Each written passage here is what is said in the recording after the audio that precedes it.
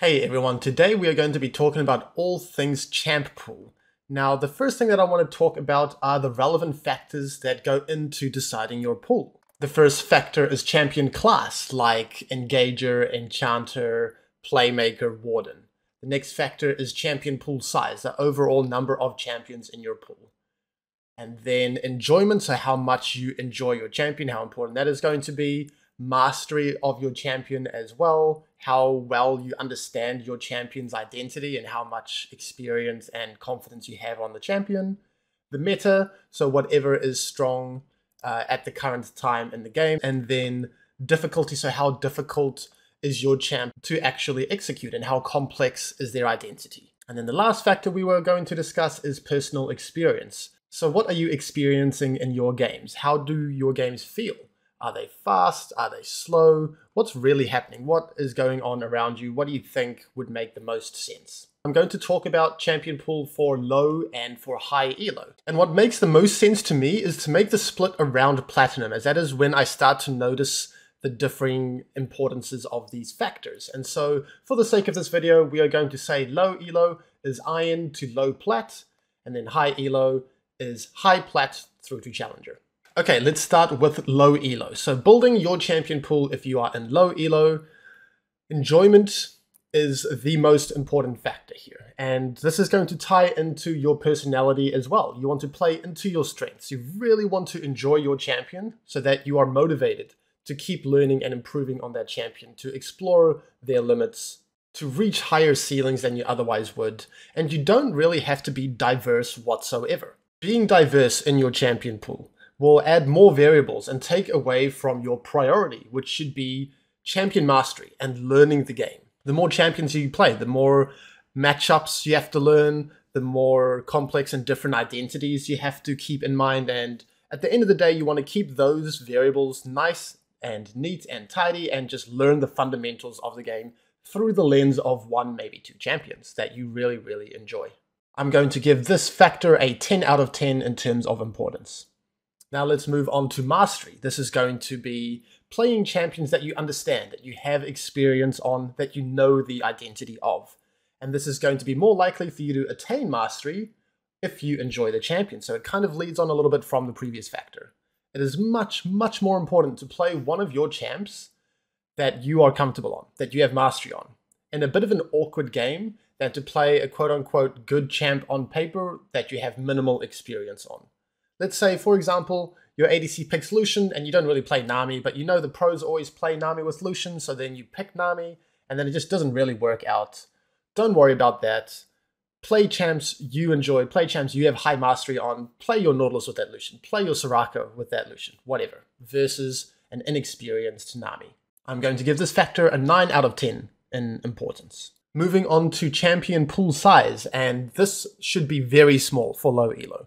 1 or 2 champions at most in your pool will really help accelerate your climb and be the best choice for your journey. Preferably from the same champion class too. So if you're going to have, 2 champions, if they are of the same class, like if they are both enchanters, if they are both engagers, if they are both mages, then that's going to help because that will kind of simplify the identities of your champions. So you can once again focus on learning the game. As there are vastly different playstyles for the different classes, we really want to simplify. Or if you just want to one-trick, I think that one-tricking is important in low elo, and if you have the personality to not be bored by spamming one champion for an extended period of time, this can really help. I'm going to give champion pool size 9 out of 10 in terms of importance. And you don't have to worry about, being a one-trick or not really learning the game. You can always pick up champs in the future, right? You just want to learn the game, you want to climb, you want to verse higher quality opponents, and you can always add champs later on. Okay, we're going to talk about difficulty now. And this is, just how difficult the champion is to execute. Ease of execution, clarity of identity. Is it obvious what their identity is, what they want to do? And for this, I recommend avoiding playmakers, Bard, Thresh, Pyke. They are complex, independent, unique, very high skill ceiling, hard to execute. I would also recommend avoiding champions like Rakan and Renata. Similar reasons, they are quite unique, and their roles can be quite fluid and tricky to understand. The simpler the better, so that you can get good at the champ, understand the role, and then start figuring out how to actually win games and learn and improve at League. We're going to give this an 8 out of 10 in importance. Moving on to the factor of the meta. This is a 1 out of 10. I was tempted to give this a 0 out of 10. Meta just does not matter in low elo. The meta is only relevant at the higher levels of play. A lot of low elo players get, tied up in meta discussions and what is broken and what their high elo friends or what pro players are doing, and it just is not relevant or replicable in their games whatsoever. I want to clarify this point a little bit. So of course there is an effective tactic for low elo just as there is an effective tactic or meta for high elo. It's just that the meta for low elo is much more stable. It's all about ease of execution and clarity of champion identity, whereas the meta in the high elo is going to be constantly shifting and it's going to be a little bit more reactive and volatile. Now for personal experience, I'm going to lead it off with a rating. I'm going to give this a 4 out of 10. I typically am an advocate for adapting to your games and being problem solvers and thinking and reflecting. However, in the low elo bracket, I think you should be hesitant to form conclusions and make assumptions just because we don't really have the game knowledge to back it up. We won't really understand matchups and comps as much, and so it's much better just to remain focused on mastery and playing champions that you enjoy. However, if you aren't finding success on a champion or a certain champion class, you can consider swapping champions or swapping classes. We just really want to be careful that we don't make this a habit, and whenever things get tough, we just swap to the next class or to the next champion. And so I really don't want to emphasize this variable too much. Now, something else I want to talk about for the low elo bracket is to stay away from Reddit, from clickbaits, from Twitter threads, from analyzing win rates on all of these different websites. There are so many distractions, so many beckoning goblins with the promise of fast climbs and the latest broken champ and this and that. Self-sabotage, in my experience, is one of the biggest problems for low elo that I have observed. Obsessing over builds and stats and items, developing toxic narratives, forming assumptions without the game knowledge and the experience to back it up, tilting, not being in control of your emotions. We really just need to keep our journey simple. Play your champion, be humble, you're in your elo for a reason, learn the game, and trust that results will come. Now I want to move over to some hypotheticals. Let's picture ourselves in different situations as a low elo player trying to form their champ pool. Let's say we are methodical and we are analytical and we love the structure of the game. We are adverse to conflict and fighting and we enjoy scaling. We can consider enchanters. Now, if we decide to go with the enchanter class, enchanters that I recommend for low elo are going to be Soraka, Sona, Seraphine, and Lulu. We want to stay away from Renata because she's quite clunky and unique and hard to make work well. Probably stay away from Karma because she really needs to snowball and win early and we don't want to put ourselves on that timer. Of course, you still can pick other enchanters, this is just my recommendation. Let's say that we enjoy making plays, being proactive, skirmishing and fighting and being the X factor. Maybe we find it quite boring just sitting back and quote-unquote doing nothing or just hoping and waiting for the enemy to mess up. Engagers would perfectly fit this type of description, and so champions we are going to be looking at are champions like Nautilus, Leona, Alistair, once again 1 or 2 champions from there. Last hypothetical, we like doing some damage and playing from range, and we also feel like in our games, when we are a DPS threat, we have more success. And we also love Zyra's kit. She's so fun to play around with those plants and to poke and to be annoying and then do a bunch of damage. Boom, we are a Zyra one-trick. Okay, moving on to high elo, and like I said, for the purpose of this video, that is from high plat to challenger. Enjoyment and personality. The first factor, again, we want to play to our strengths. We want to make sure that what we are doing we enjoy and makes sense for us and we can align with it with our personality. What has brought you success in the past? How do you like approaching the game? We're going to give this a 9 out of 10 in terms of importance. For mastery, this is important at every elo. You need to make sure that you understand what your champion does and you are confident in being able to replicate what needs to happen. This is going to be a 9 out of 10 as well. Let's move on to the meta. So at higher levels, the meta becomes more and more important. Champions' weaknesses will be exploited. People have higher game knowledge and it's harder to cheese at a higher level of play. You need to start factoring in the meta now.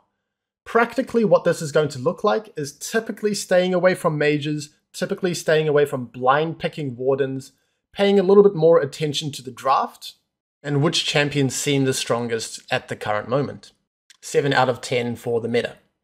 Moving on to champion pool size. You still want to keep it small, but I would advise to double dip into support classes. Like I said, we probably want to stay away from mage, as in higher elo, this is a high risk, medium/low reward option.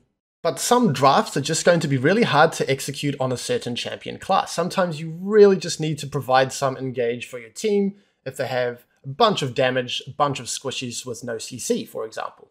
So I'm advising having a champion in the Engager and the Enchanter class. Now, if there is a Playmaker in your class, Bard, Thresh, Pike, your champion pool should be a little bit smaller than if you didn't have a Playmaker, because these champions are so mechanically intensive and require a lot of games and a lot of mastery. So I would say maximum 3 champions, preferably 2 if you have one of those Playmakers in your pool. Otherwise, I would say maximum 4, preferably 3 otherwise. The importance of the champ pool size for high elo, I'm going to give a 7 out of 10. It's definitely relevant. Okay, next factor, personal experience. There is a lot more emphasis on adaptation, on being creative, on being able to solve problems and paying attention to what is going on in your games. The ability to keep up with a faster game pace if it's necessary. There are going to be faster game paces with higher elo. You might struggle with scaling champs if you don't even have the time to scale. Or maybe games feel like they are getting played out to the late game and you really want to be able to scale. Pay attention to your games. Do they feel decided by scaling or by snowballing? How is your champion pool performing and interacting with other champions that you are finding yourself against? We're going to give this factor an 8 out of 10. Now for the ease of execution, I'm going to give this a 2 out of 10. The higher elo you get, the less that this is going to be an issue for you. I expect high platinum plus players to be able to execute Bard, Thresh, and Pike as long as they enjoy it, they have mastery, and they have a small champion pool size.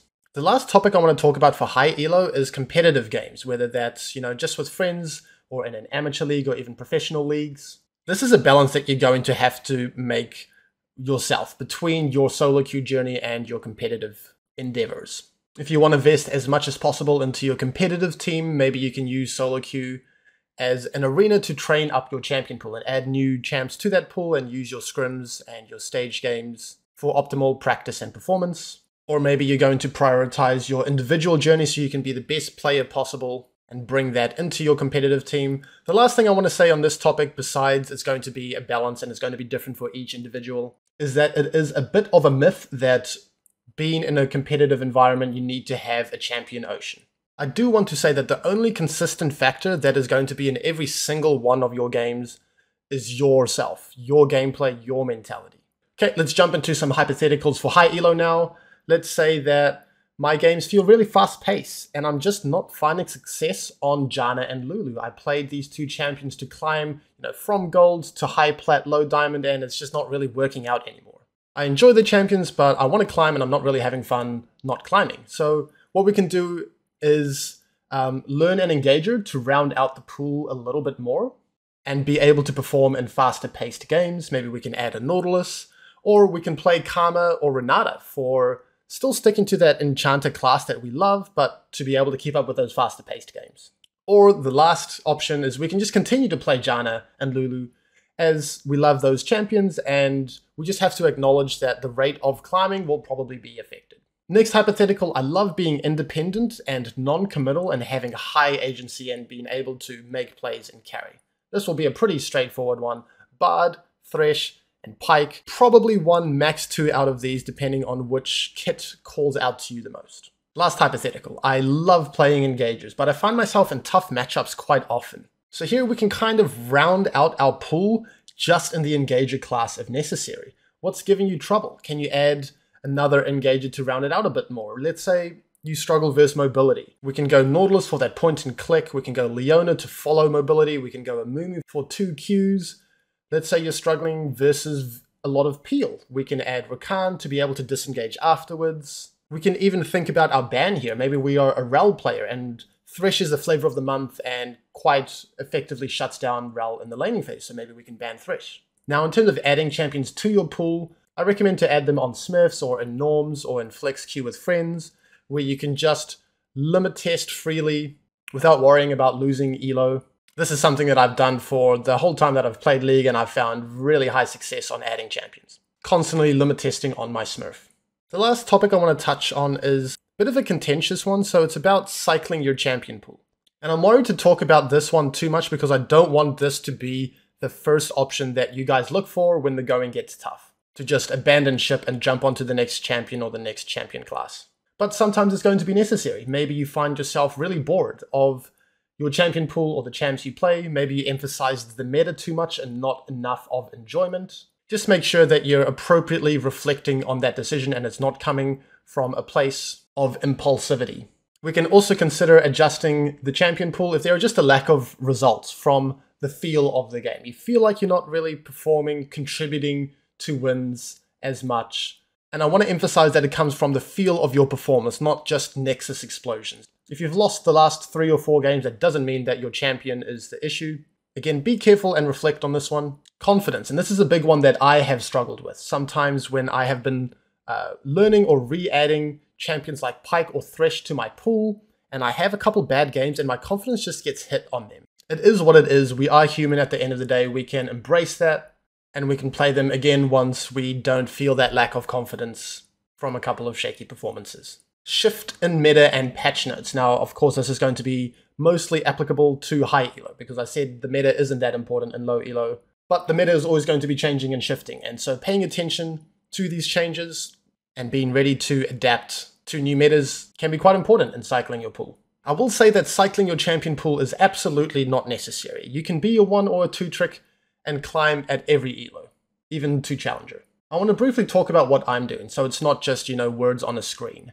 I am playing Rakan, Rell, Thresh, and Bard on my main. I love being proactive. I personally get bored quite easily on enchanters unless it is a really high impact and fast-paced enchanter like Karma.